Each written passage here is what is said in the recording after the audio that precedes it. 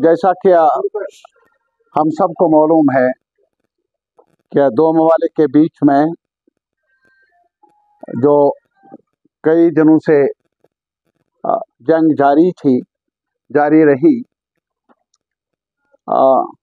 और अब cease fire का क़याम भी अमल में लाया गया और लेकिन इसके साथ ही गोलियां तो बंद हुई, गरज में भी काफ़ी कमी आई है। लेकिन जहाँ तक ताल्लुक है उन बदनसीब फैमिलीज़ का जो बॉर्डर के दोनों अतराफ में रह रहे हैं और जिनका सब कुछ उजड़ गया, आप सब जानते हैं क्या राजौरी पुंछ में कई लोगों ने मुझे आज भी मेरे साथ राबिता कायम किया और गोलियां जब बरस रही थी तब भी राबिता था और आंसू के सिवा और कुछ नहीं था। जो उजड़ जाता है वही जानता है दर्द क्या है। We are just all of us can share the grief and sorrow उन फैमिलीज का जिनके अपने करीबी बिछड़ गए, कुछ लोग मर गए गोला बारूद और कई बड़ी तादाद में मकान जो भी रहने का साजो सामान था बिखर भी गया और तबाह भी हो गए। खेत का सवाल, इस साइड उस साइड दोनों अतराफ में काफ़ी नुकसान पहुंचा, माल मवेशी का नुकसान हुआ।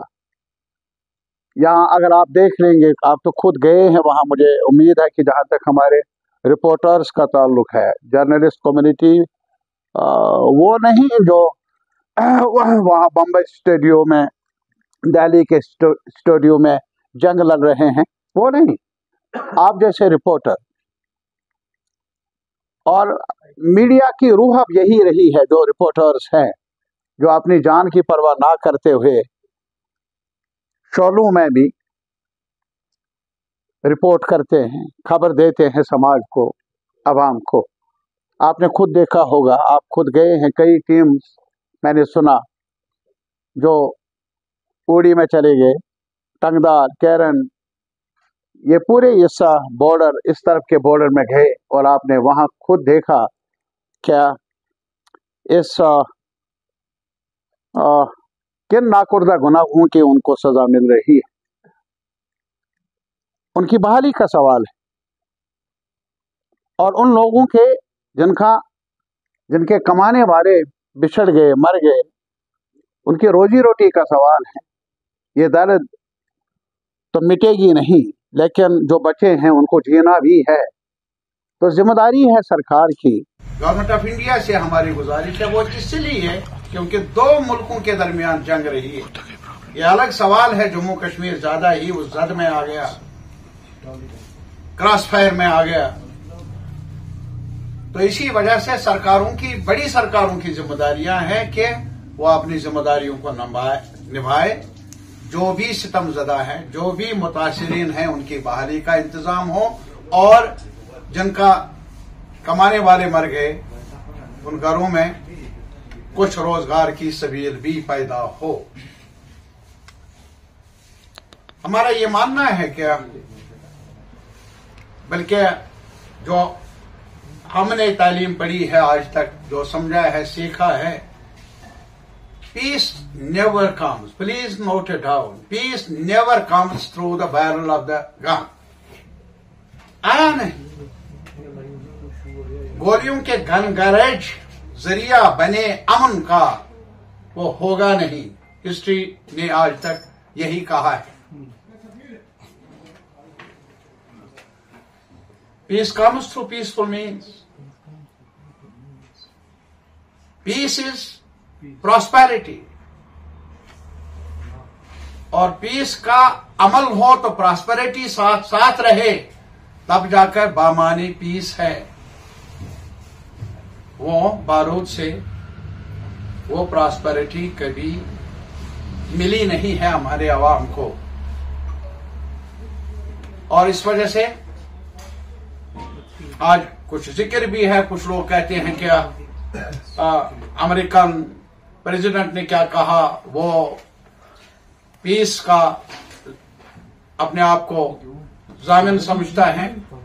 लेकिन हमारी नजर में, मैं आज इस सवाल पर बहस नहीं कर लूंगा, लेकिन इतना जरूर कहूंगा अपने आवाम को बाखबर करने के लिए जो हमारी राय है, अमेरिकन एम्पायर का रिकॉर्ड क्या रहा है